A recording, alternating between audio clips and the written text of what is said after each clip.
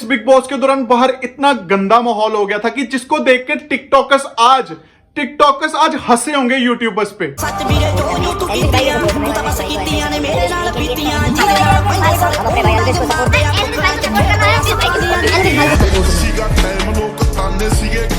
Hey ladies and my dear lovely ladies, I hope सब लोग बढ़िया होंगे, घर वाली, बाहर वाली, इंस्टाग्राम वाली और मोहल्ले वाली, ऑल ओके, ऑल फाइन। तो इससे पहले मैं टुनटुन मौसी के चरण छू के वीडियो में आगे बढ़ूं, अपने अपने चूतरों में से हेडफोन्स निकालो और काना में डालो, फिर बाद में मत बोलना पप्पा जी ने मारा एन्ने मोटे गांडा पे एन्ना मोटा डांडा। सबसे पहले बात करते हैं ध्रुव राठी की। ध्रुव राठी ने एक ऐसी मिस्ट्री सॉल्व कर दी है जिसको ना बापू आशाराम कर पाया और ना बाबा रहीम। उस मिस्ट्री को हमारे भाई, जिसके भीतर एक अपनी दुनिया है, जिसके भीतर एक ज्ञान का सागर है, the one and only Dhruv Rathee. नमस्कार दोस्तों, एक सदियों पुराना सवाल जो अक्सर पहेली के तौर पर पूछा जाता है, मुर्गी पहले आई या अंडा? तो और क्या यूपीएससी के एग्जाम में पूछा जाए ऐसा सवाल? मुर्गी पहले आई या अंडा? ना मुर्गी पहले आई ना अंडा पहले आया, पहले आया ध्रुव राठी। मुर्गी पहले आई या अंडा?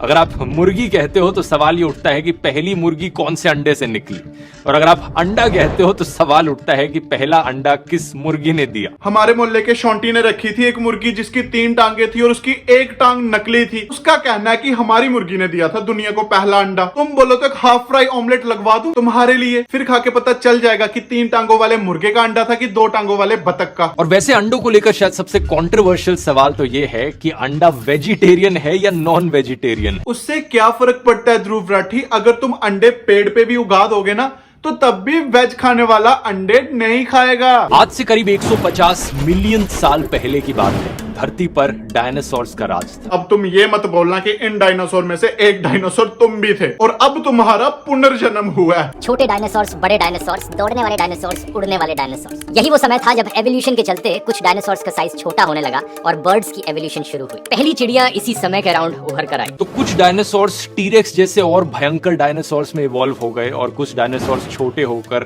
बर्ड्स में इवॉल्व हो गए। यही कारण है कि बताया जाता है आज के दिन जो मुर्गी है और टीरेक्स डायनासोर जो है, इन दोनों का एक कॉमन एंसेस्टर हुआ करता था। इनफैक्ट टीरेक्स डायनासोर का क्लोजेस्ट लिविंग रिलेटिव आज के दिन के चिकन्स और ऑस्ट्रिचेस ही हैं। तुम्हारे कहने का क्या मतलब है कि हम लोग डायनासोर का अंडा खाते हैं? कभी किसी ऑस्ट्रिच को करीब से देखना, बहुत सारी डायनासोर वाली वाइब्स आती हैं इसी रीजन से।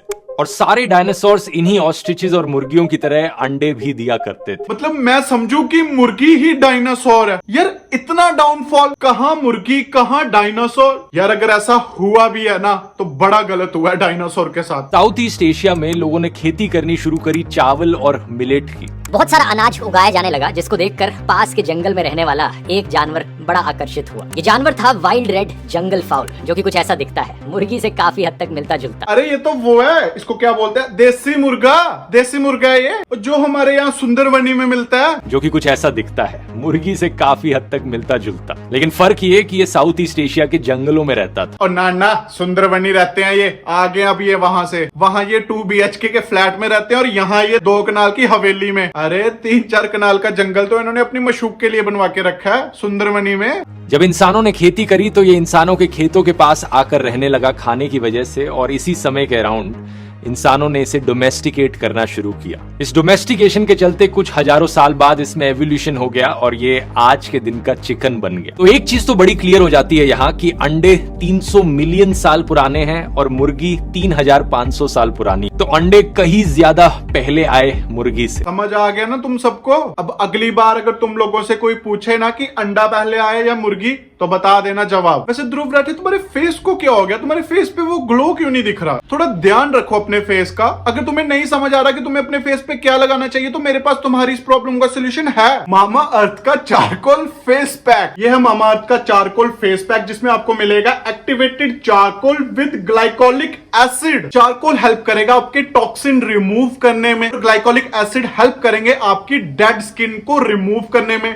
पिगमेंटेशन को कम करने में, जो हेल्प करेगा आपकी स्किन को ब्राइट रखने में। और ये प्रोडक्ट कोई भी यूज कर सकता है, मतलब फॉर ऑल स्किन टाइप्स। इसमें आपको एक्वा मिलेगा, मुल्तानी मिट्टी मिलेगी, ग्लिसरीन मिलेगी, सनफ्लावर ऑयल मिलेगा। मैं स्क्रीन के साइड पे स्क्रीनशॉट लेके रख देता हूँ, बाकी इंग्रेडिएंट्स आप वहां जाके रीड कर सकते हो। मैं पिछले 2-3 हफ्तों से ये प्रोडक्ट यूज कर रहा हूँ, बहुत ही अच्छे रिजल्ट है। आप हफ्ते में 2 बार ये प्रोडक्ट यूज कर सकते हो। ये प्रोडक्ट डर्मेटोलॉजिकली टेस्टेड और ये फ्री है हार्मफुल केमिकल से। इसको अपने फेस पे इस तरह अप्लाई कर ले और 15 मिनट के लिए आप वेट करें। पर एक बात का ध्यान रखें, या तो पंखे के नीचे बैठ जाएं या एसी के बिल्कुल सामने चले जाएं। इसको पूरी तरह से सूखने दे, तभी आपको एक बेटर रिजल्ट मिलेगा। फेस पैक को 15 से 20 मिनट के बाद वॉश करने के बाद तुम लोग फेस का ग्लो चेक कर सकते हो। बहुत ही अमेजिंग रिजल्ट। मैं पिछले 1-2 हफ्ते से ये प्रोडक्ट यूज कर रहा हूँ। हफ्ते में 2 बार ये तुम लोग ये प्रोडक्ट यूज कर सकते हो। सबसे बड़ी बात, मामा अर्थ एक इंडियन ब्रांड है। ये प्रोडक्ट आपको इजिली Amazon, नाइका, फ्लिपकार्ट और पर्पल पे मिल जाएगा। और उसी के साथ साथ आपके नियर बाय स्टोर पे भी ये प्रोडक्ट अवेलेबल होगा। अगर आपको ये आपके नियर बाय स्टोर पे कहीं प्रोडक्ट दिखता है तो कमेंट करके जरूर बताना। और अगर आप लोग मेरा कूपन कोड यूज करके ये प्रोडक्ट खरीदते हो तो तुम्हें 20% तक एक्स्ट्रा डिस्काउंट मिलेगा। बट ये सिर्फ वैलिड है mamaearth.in पे और उसके ऑफिशियल ऐप पे। And every time you buy from them they will link your order on a website to a tree that they plant. Mamaearth ने इनिशिएटिव लेके रखा है 2025 तक 1 मिलियन ट्री प्लांट करने का। मामाअर्थ ने अपना ऑफिशियल ऐप भी लॉन्च कर दिया जिसपे users get early access to sale and discount. Mamaearth के ऑफिशियल ऐप का लिंक मैं डिस्क्रिप्शन में दे रखूंगा, डिस्क्रिप्शन में जाके आप डाउनलोड कर सकते हो। और फिर हरा दिया फुकरा इंसान को। देखो, अब मैं जो तुम्हें बात सुनाने वाला हूं उसको पहले सुनना, समझना और फिर बताना कि ठीक हुआ या गलत। सोचो ऑपोजिशन पार्टी कितनी तगड़ी होगी जिसको हराने के लिए, सॉरी, जिसको गिराने के लिए पूरी यूट्यूब कम्युनिटी एक तरफ होगी। सिंगर्स, यूट्यूबर्स, पॉलिटिशियंस, सारे। किसको गिराने के लिए? इसको। हराया नहीं गया, गिराया गया। हराया तो गेम में जाता है और गेम को गेम की तरह खेले तो। तुम खुद बताओ, जो ये बिग बॉस के दौरान ये सारी चीजें चल रही थी, ये क्या गेम की तरह लग रही थी? कुछ लोगों ने तो उसकी फैमिली को भी टीज करा, सिर्फ एल्विश को छोड़ के, क्योंकि एल्विश तो अंदर था और अभिषेक भी। उन्हें क्या पता है कि बाहर क्या चल रहा है। लेकिन जो बाहर थे उनको तो देखना चाहिए था। इस बिग बॉस के दौरान बाहर इतना गंदा माहौल हो गया था कि जिसको देख के टिकटॉकर्स आज हंसे होंगे यूट्यूबर्स पे। एक वो टाइम था जब हमें क्रिटिसाइज करा गया था, जब हमें पूछा गया था कि तुम में यूनिटी कहां है। आज खुद की यूनिटी देखी। फुकरा इंसान को किसी ने सपोर्ट नहीं किया, किसी ने भी। सिर्फ एक आदमी को छोड़ के, इसको, ये इसका रियल ब्रदर है, इसको छोड़ के किसी ने सपोर्ट नहीं किया। पूरी यूट्यूब कम्युनिटी एक तरफ थी और ये लड़का एक तरफ था। हम अपने भाई एल्विश को सपोर्ट करना है, एल्विश भाई को सपोर्ट।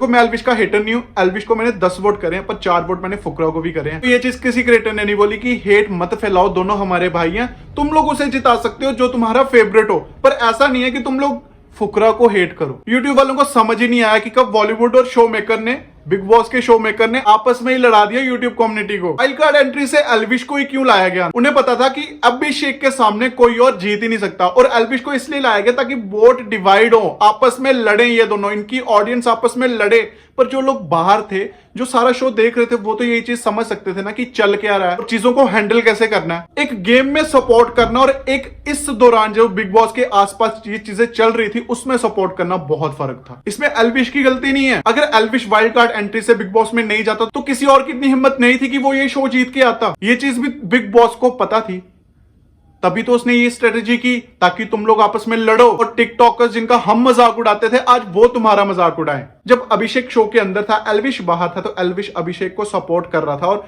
उस दौरान एल्विश ने भी ये चीज बोली थी कि पूजा भट्ट अच्छा नहीं कर रही, तो उसने पूजा भट्ट के लिए भी कुछ बोला था। पर शो के अंदर जाते ही पूजा भट्ट के साथ काफी अच्छी दोस्ती होगी, क्योंकि गेम में आगे जाना था। जब एल्विश गेम को गेम की तरह खेल रहा था तो फुकरा का भी समझ सकते हैं कि वो भी गेम को गेम की तरह खेल रहा था, लेकिन सपोर्ट करने को इतनी गलत तरीके से दिखाया गया लोगों के सामने। लोगों ने सिर्फ रोटियां सेकी हैं व्यूज के लिए, क्योंकि उन्हें पता था कि एल्विश को सपोर्ट करने में व्यूज ज्यादा आ रहे हैं। उस चक्कर में सब जानवरों की तरह लड़े हैं, जानवरों की तरह। बाकी इतने छोटे दिमाग तो तुम्हारे है ही नहीं कि तुम्हें चीजें समझ ना आई हो। हर कोई समझदार है और हर किसी को आजकल चढ़ते हुए सूरज को सलाम करना अच्छा लगता है, डूबते हुए सूरज को कोई सलाम नहीं करता। लेकिन सिद्धू मूसेवाले की एक बात याद आती है, चढ़े आज ये सूरज तक शाम बीता पैंदी है। आई होप तुम लोगों को वीडियो अच्छी लगी होगी। अच्छी लगे तो लाइक करना, चैनल पर सब्सक्राइब करना। मिलते हैं बहुत जल्दी एक नई वीडियो में, तब तक के लिए।